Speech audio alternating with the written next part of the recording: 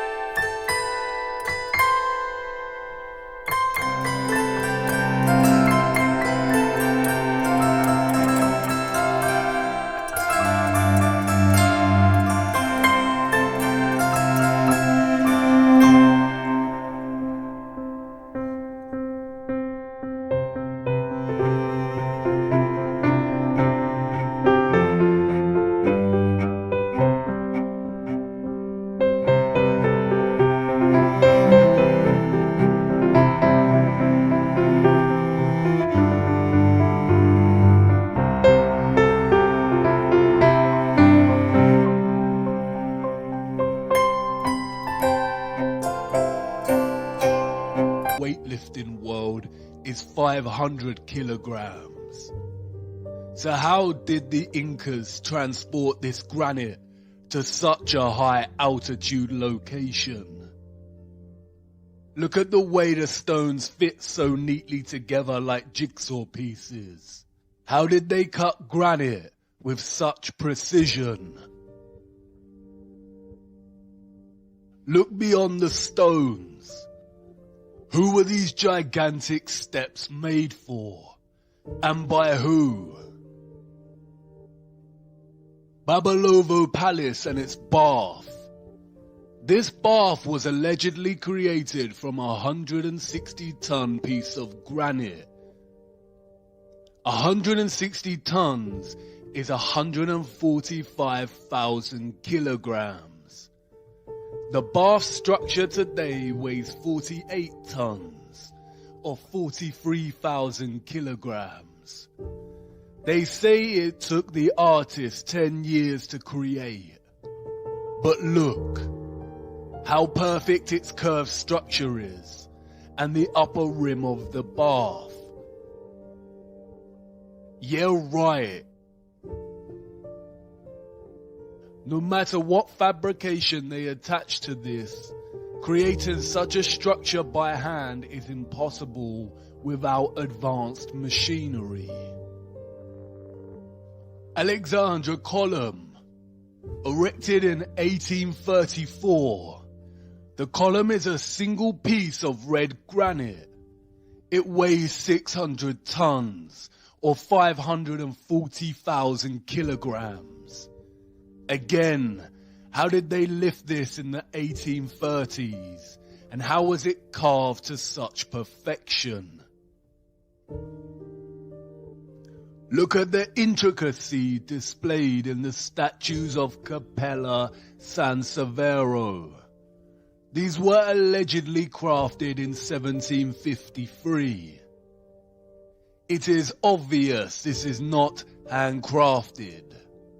Cutting through a single piece of pure marble with such perfect precision and attention to micro detail is impossible without some kind of advanced machinery.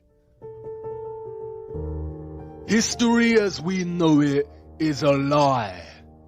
These all point to civilizations with advanced technology. The photographs of Stonehenge and the Temple of Abu Simbel tell us to be skeptical of other historical structures, such as the pyramids. It is likely that the pyramids are not as old as we are told, and they could have been constructed by anybody and at any time during history. It is likely that they were all constructed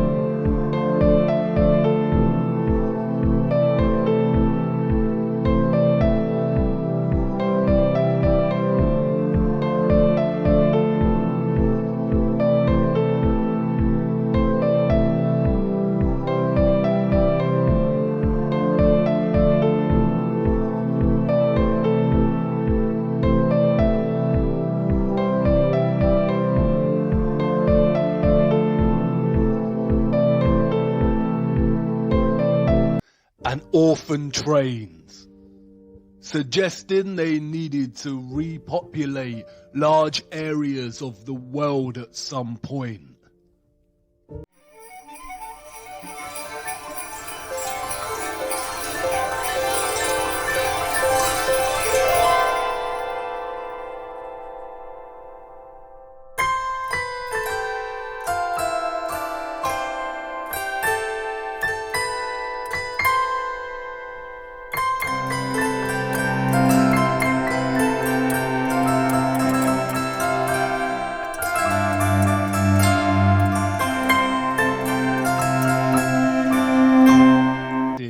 And corrupted.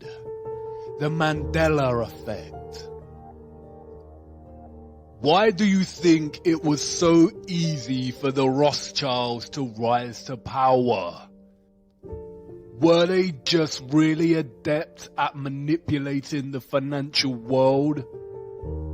It is very likely that the rise of the Illuminati and the Rothschild banking took place against a different contextual background and much earlier in history.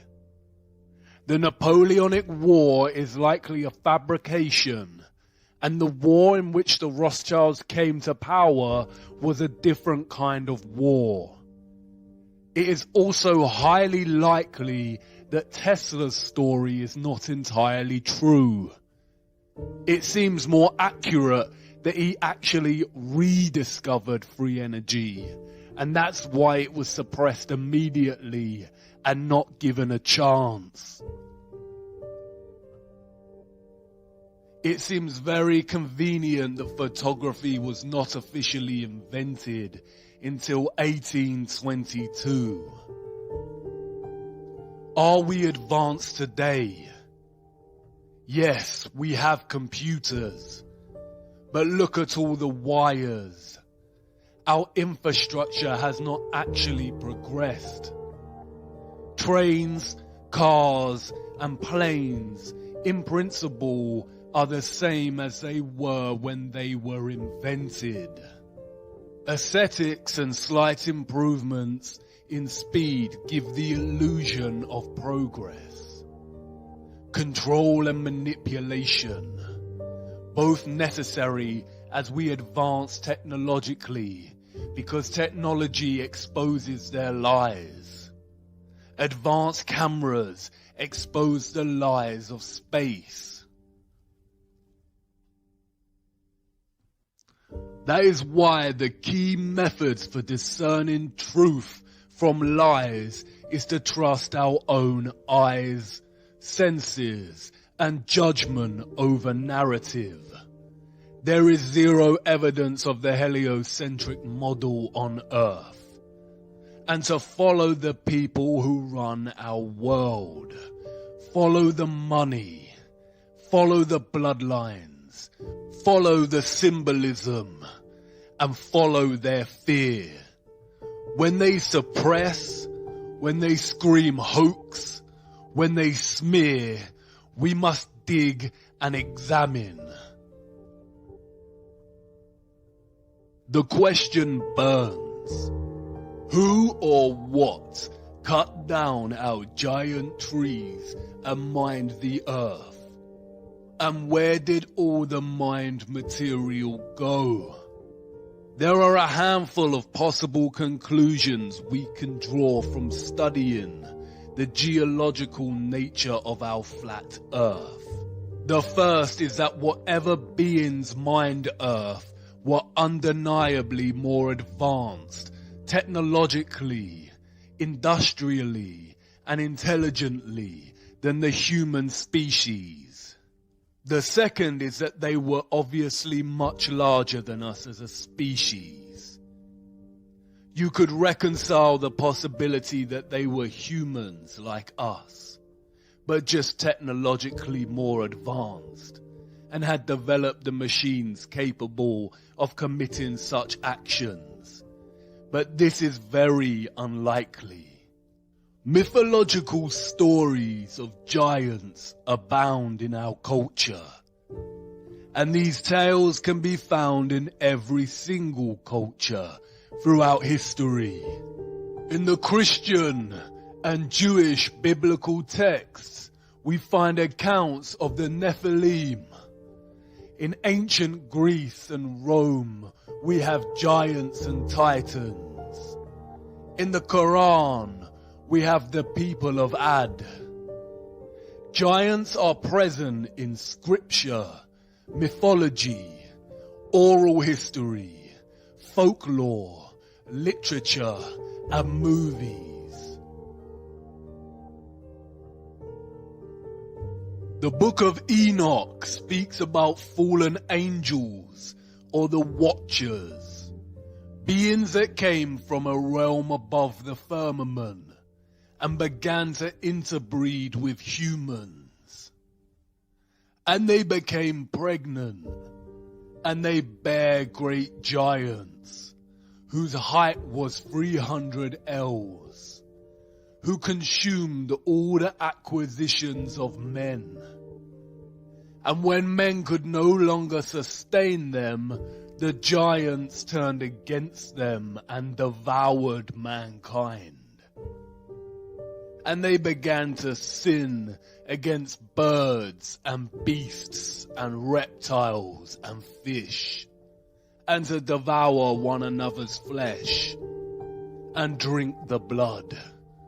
The canonical Bible gives us the same account, this time naming these giants as the Nephilim.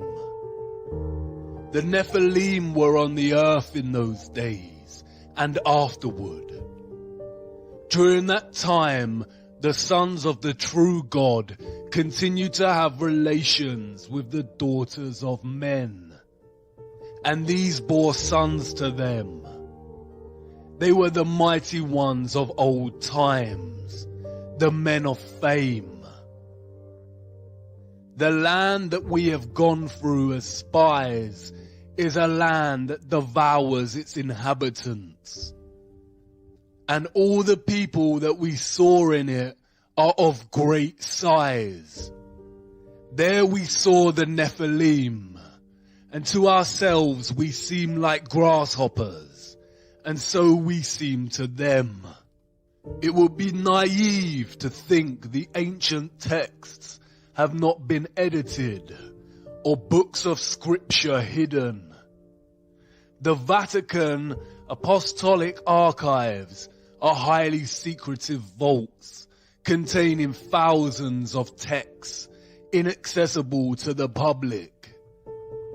Even Wikipedia gives credence to the enormity of these vaults, stating that they contain 53 miles of shelving. What is important to remember is that the biblical texts also contain chronicles of their God, of their Lucifer. The deeper you travel down the rabbit hole, the more these texts surprisingly align with the reality of our world and offer insight much better than any corrupted field of science. The Nephilim, we are told, were the nuclear weapon of Satan, full of destruction, wickedness, and corruption. They corrupted human genetics and were destroying the earth. The earth also was corrupt before God, and the earth was filled with violence. And God looked upon the earth, and behold, it was corrupt. For all flesh had corrupted his way upon the earth. And God said unto Noah, the end of all flesh is come before me, for the earth is filled with violence through them. And behold, I will destroy them with the earth. And in those days Noah saw the earth, that it had sunk down, and its destruction was near. And all the fountains of the great deep burst forth, and the floodgates of heavens were opened. This is the story of the great flood that God created to rid the earth of the Nephilim and save humanity. Noah survived because he was the only human whose genetics had not been corrupted by the Nephilim. The Great Flood myth can be found throughout all cultures, including Hebrew, Hindu, Babylonian, Norse, Chinese, African, European, Mesoamerican, Mesopotamian, and Australian Aborigine.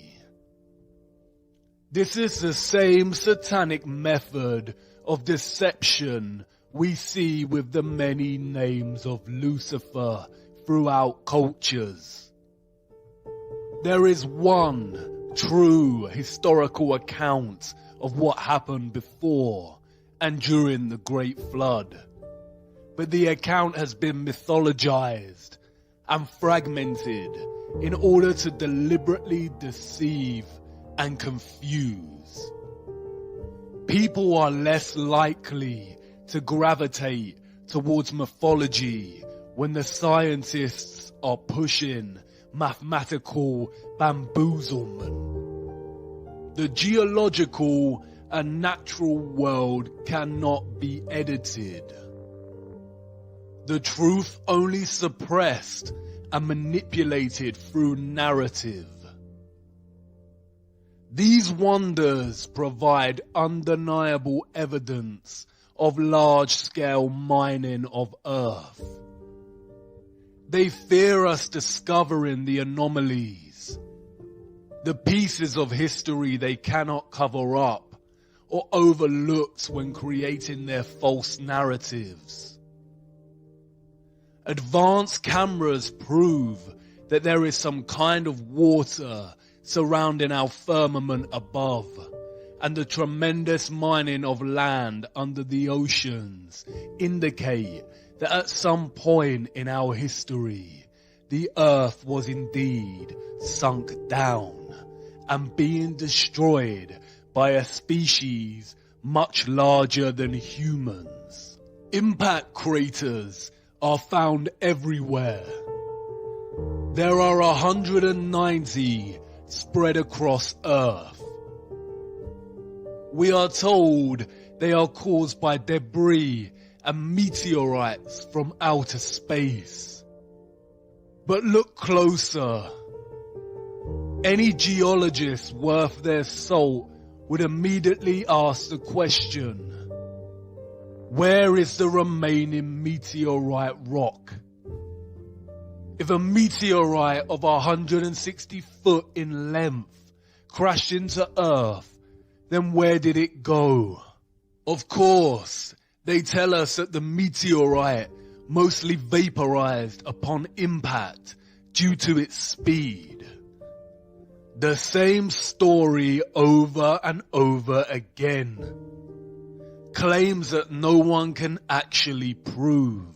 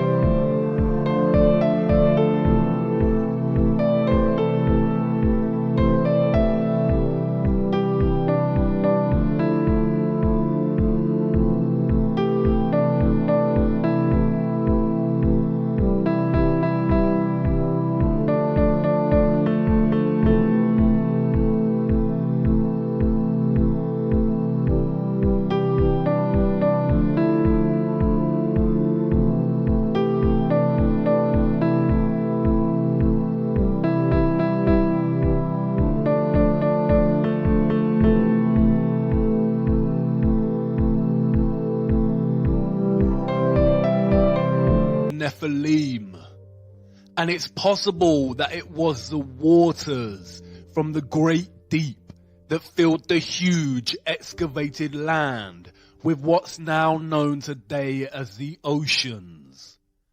The vast amount of carbon in the atmosphere from the mining then influenced the direction of growth of all the life that followed. There are many recent documented accounts of nations' governments intervening in archaeological digs and discoveries. Many have written extensively about findings that directly contradict the mainstream narrative of humanity's historical geological timeline and challenge the Darwinian narrative of evolution. All figures have been victims of extensive media, governmental and scientific smears and desperate attempts to debunk and discredit. The scientific priests are always successful in stifling these voices and suppressing their discoveries. One of the most interesting of these figures is Richard J. Dewhurst, whose book, The Ancient Giants Who Ruled America, The Missing Skeletons, and the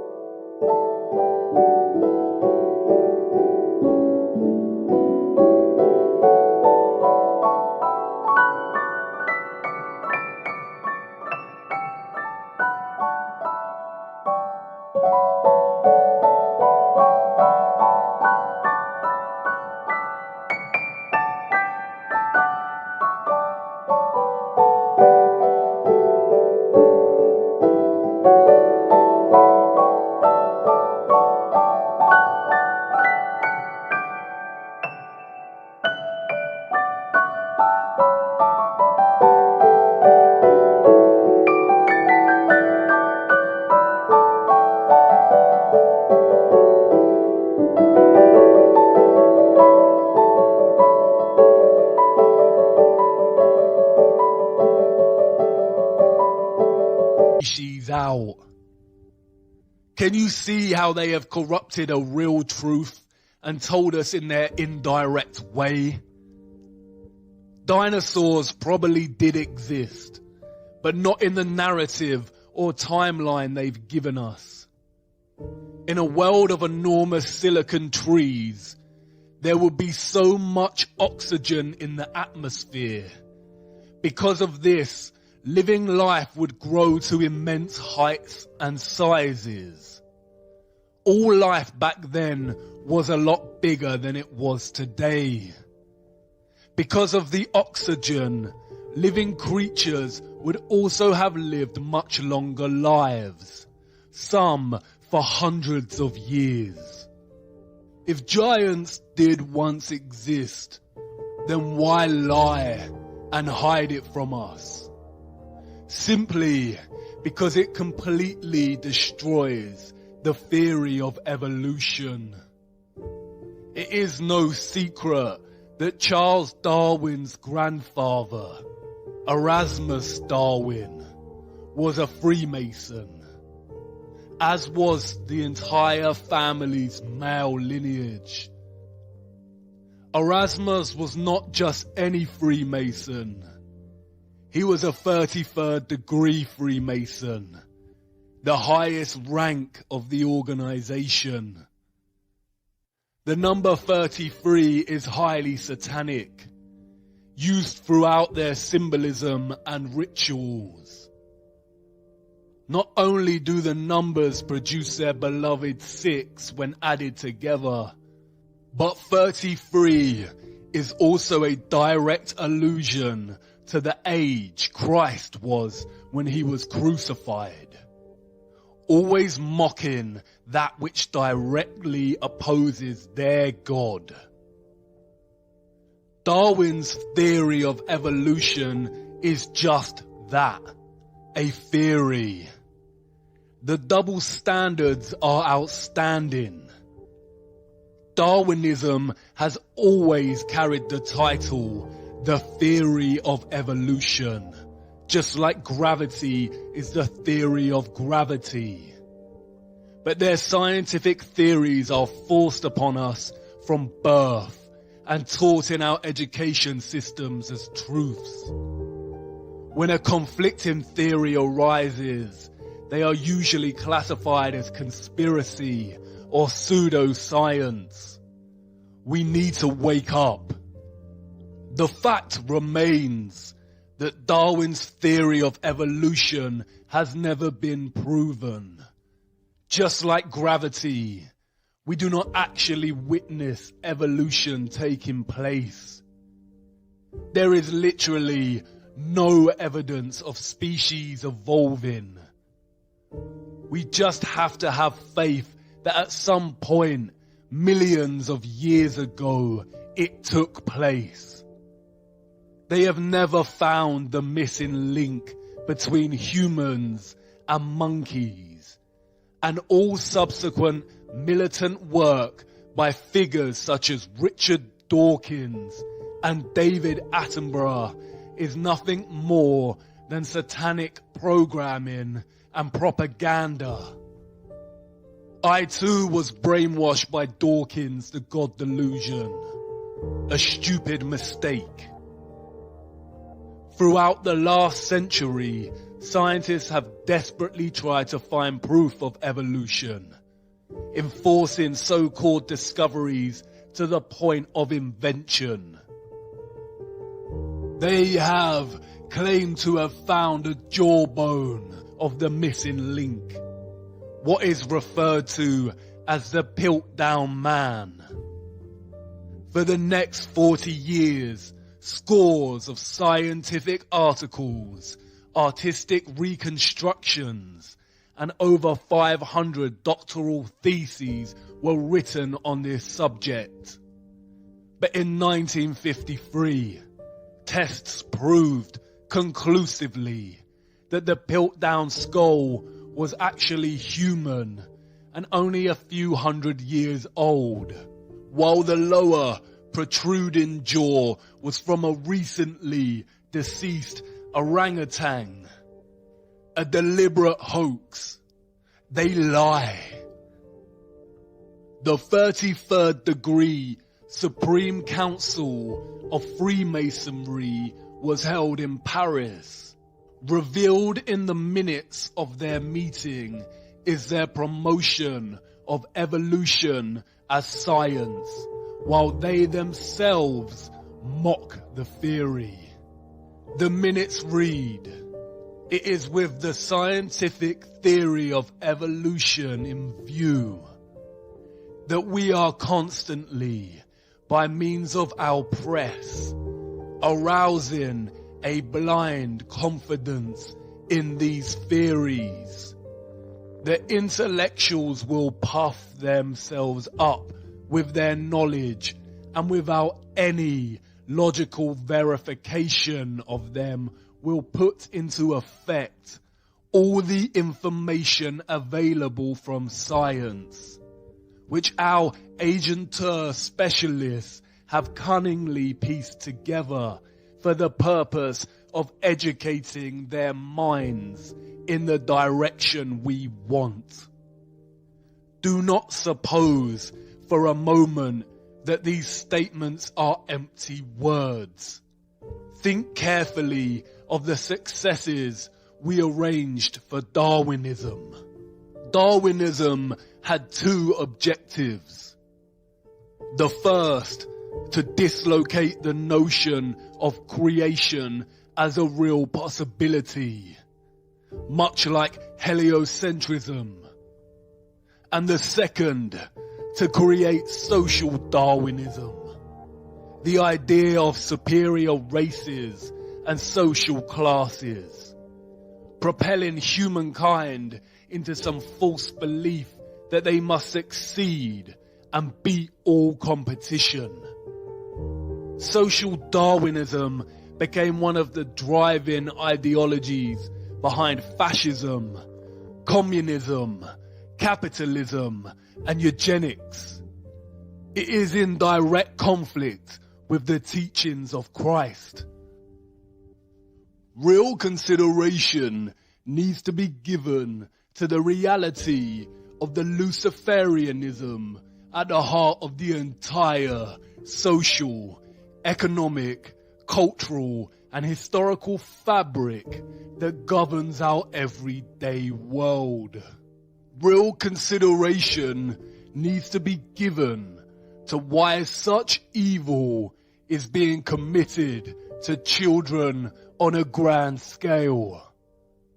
A select group of very rich, elite people who also happen to be psychopaths is one thing.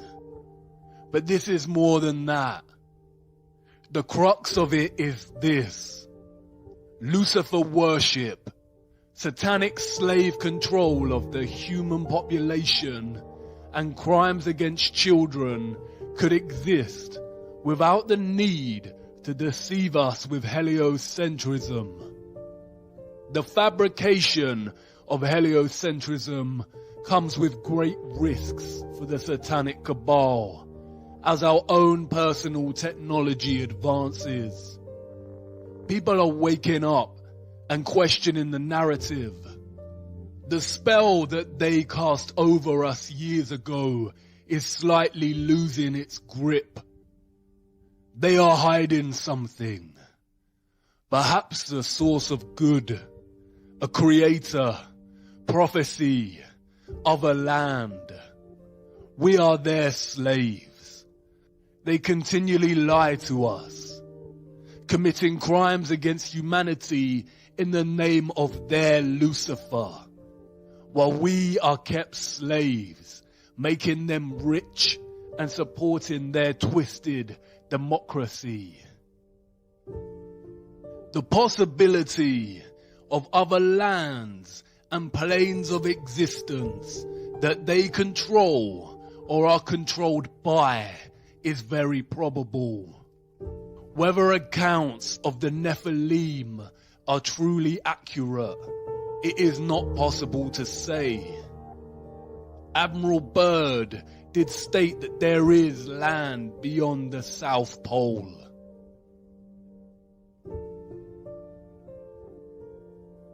Old maps written off as a hoax or inaccurate show other land, extra territory. The vast amount of material mined from Earth and our old gigantic trees had to go somewhere.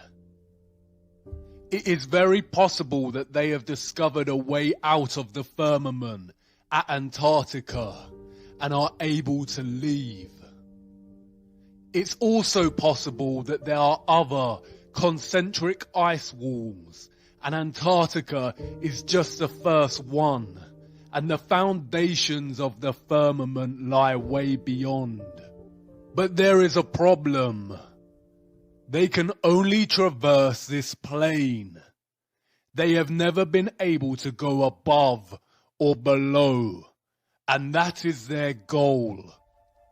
The more you look closer, the more troubling it becomes, and the more it all aligns with the Christian biblical texts.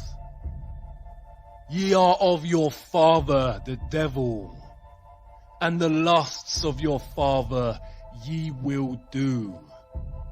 He was a murderer from the beginning, and abode not in the truth, because there is no truth in him. When he speaketh a lie, he speaketh of his own, for he is a liar, and the father of it. Lucifer has always been clear on his ultimate goal. I will ascend above the heights of the clouds. I will be like the Most High. The Tower of Babel, the story on how the different languages of the earth came to be. Nimrod, a Luciferian gigantic king, built the tower to reach up upon heaven, to reach the firmament and be like the Most High.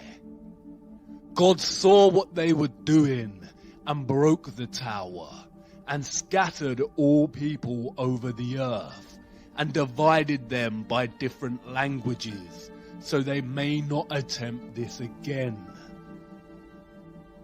The broken Tower of Babel, the European Union Parliament building, in direct opposition to what God said not to do, unite all nations.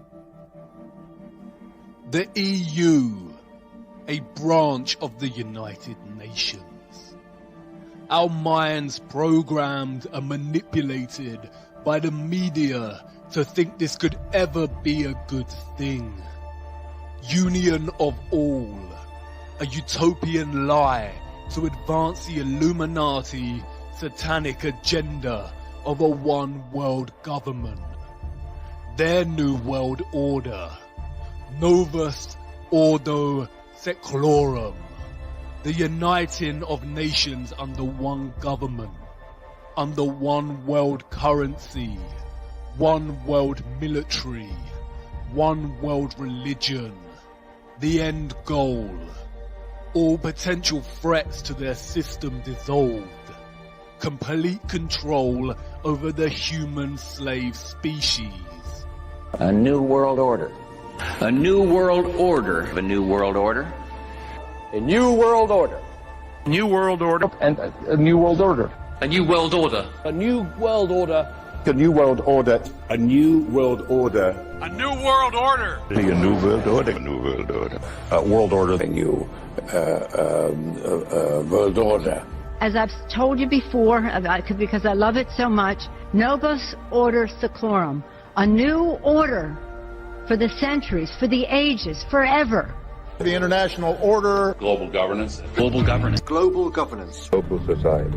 Global influence. And people talked then, in 1990, of a new world order. The reference to the Tower of Babel signals another motive, a more sinister one. Lucifer's goal to ascend like the Most High. They have been trying to breach the firmament for years. Operation Dominic and Fishbowl were attempts to nuke the firmament. Although we weren't able to shatter that highest, hardest glass ceiling this time, thanks to you, it's got about 18 million cracks in it. The mysterious Libyan desert glass, scattered over hundreds of kilometers in the Sahara Desert. This mysterious glass puzzles scientists. Some theorize that it is formed from nuclear explosion. The glass is nigh on pure silica and is so strong it has a melting point of 1,600 degrees. Crystal remains. But of what? The trees? Maybe not. How many cracks did she say are in the firmament? This didn't always share the same name with a chocolate bar. Those before us called it the Great Rift. The ancient Greeks said it was a great path of destruction left by Phaeton, who tried to guide the chariot of Helios, the sun god, across the sky and lost control before being struck down by Zeus's lightning.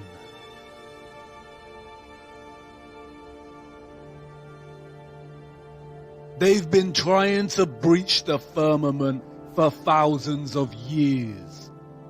The Great Rift, the scarring of their barbaric failed attempts.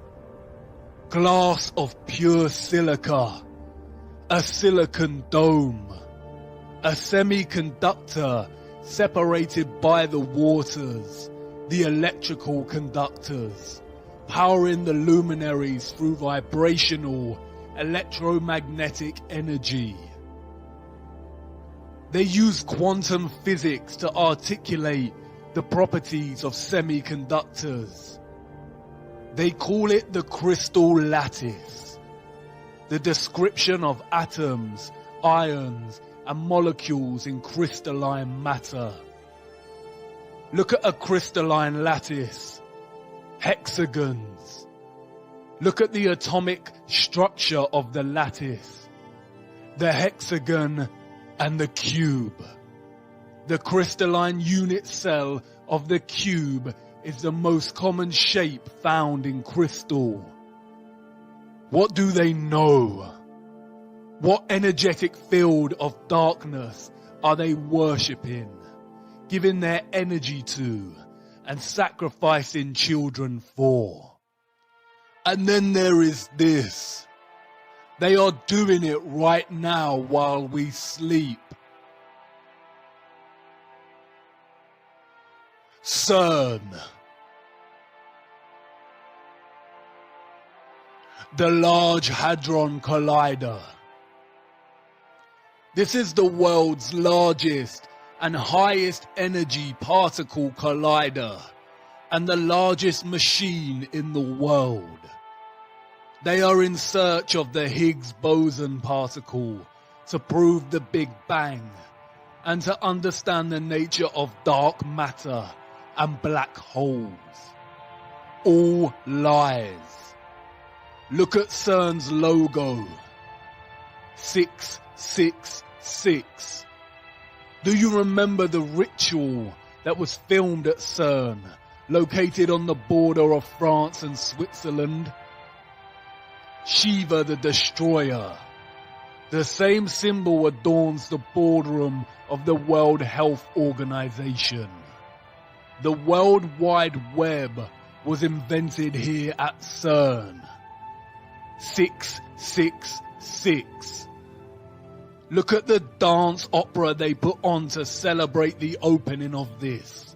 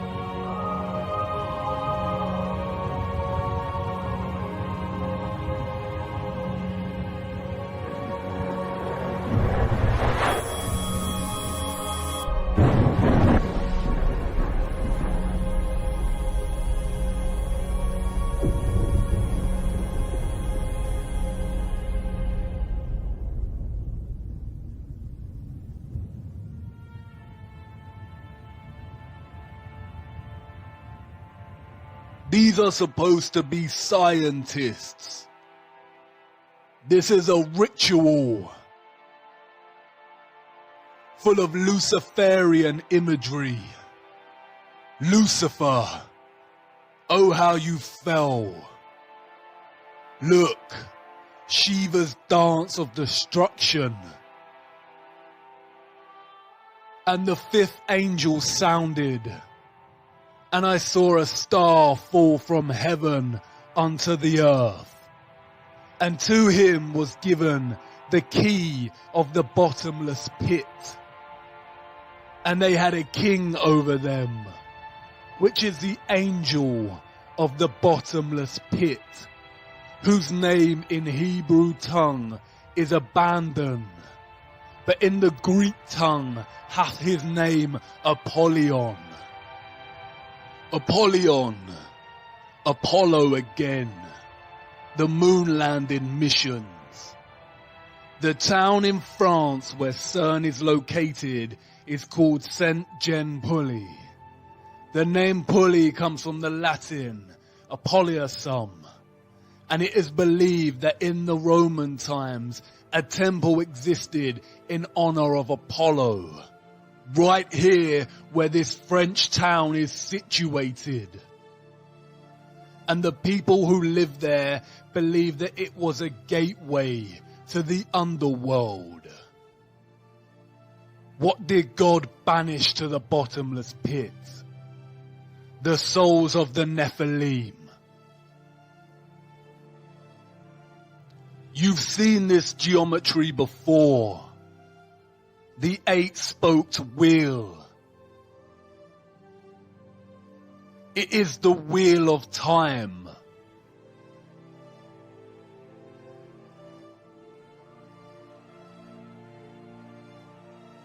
Controlling and distorting time and space. They are openly telling us what they are doing. The key to the bottomless pit.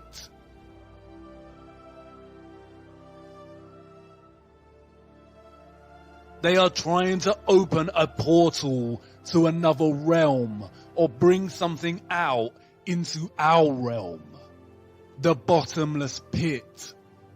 They are trying to let something out. And the Pope is ready to welcome extraterrestrials.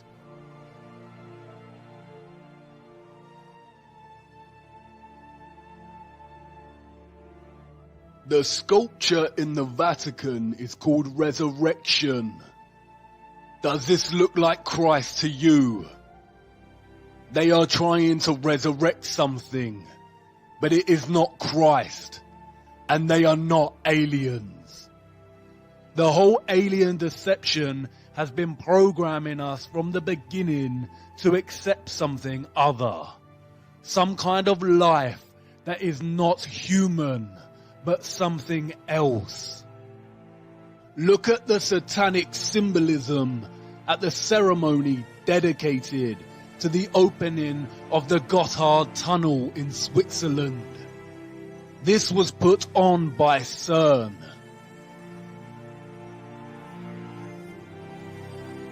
Did you really think it was just a stupid Netflix series? And look who it is.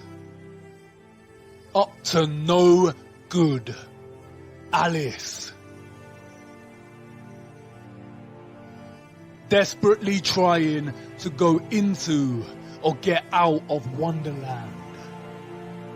They are telling you what they are doing with Alice. Trying to go down into the rabbit hole. Into the bottomless pit. Through these experiments, they discovered something called the rainbow universe and rainbow gravity. More nonsensical bamboozlement concealing what they are really looking for. Return to ancient Norse cosmology. Can you see it? A rainbow bridge connecting our flat earthly plane, which they called Midgard, with another realm, a realm underneath.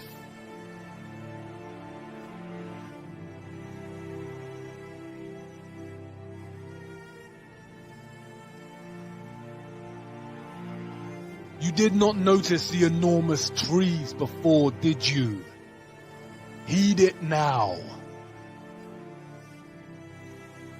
The underworld they called Hell and Niflheim. Niflheim is very similar to the word Nephilim. Hell is the same biblical hell, or what the ancient text called Sheol. The Rainbow Bridge also connects to Valhalla, the city of Asgard, or what is known as heaven, a path to ascend to the Most High. It doesn't matter if you cannot move beyond your programming to conceive this as a real possibility. It doesn't matter if you believe in it. What matters is that they do believe in it, and they rule and own you. Stranger than fiction, a paradox.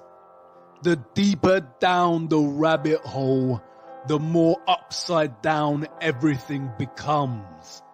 And yet it all starts to make sense. Do you understand the enormity of their lies? The human slaves of Earth, being fooled into thinking they are a random product of coincidence on a lonely rock. Learning this at such a young age and never giving it another thought. Fed to the brim with Hollywood fantasy movies, so the actual world lost its color. Their spirituality denied, the truth of good and evil denied, any chance of living a life of righteousness replaced with the satanic worship of materialism and debased Darwinism, and all the while their masters, the cult leaders, are desperately trying to bridge realms and ascend from this plane to the Most High. What will it take to wake humanity? While they are sleeping, this is happening. The tower is being rebuilt, and the little freedom we had to begin with is vanishing. The dawn of their new world order is coming.